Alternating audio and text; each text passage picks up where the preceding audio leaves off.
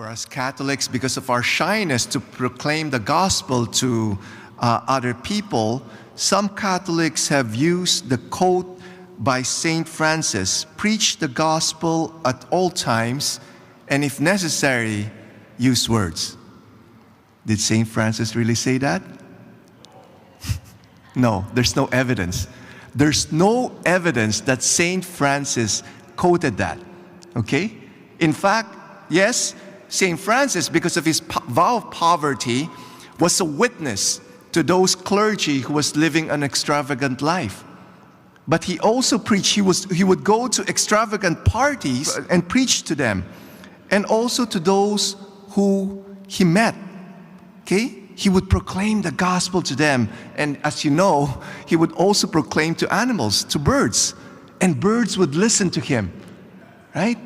So Saint Francis did both and it's not either or. He preached with his life, but he also preached with his words.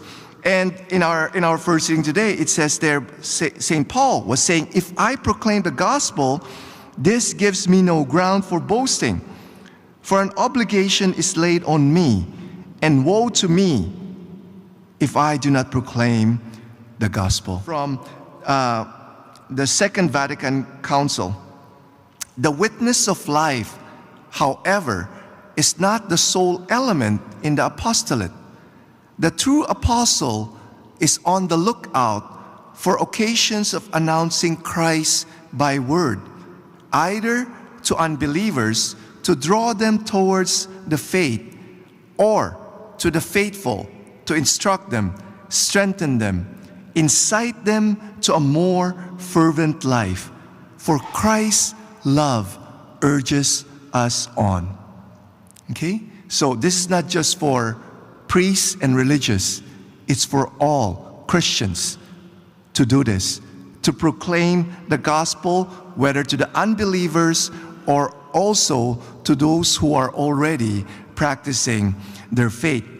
St. John Chrysostom also said this: "There's nothing colder than a Christian who is not concerned about the salvation of others." We're just so concerned about our salvation, but we're not concerned about the salvation of others.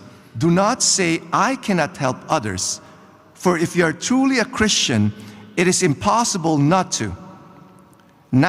So he used this analogy about natural objects having its properties, right? Natural objects have properties that cannot be denied. The same is true of what I have just said, because it is the nature of a Christian to act in that way.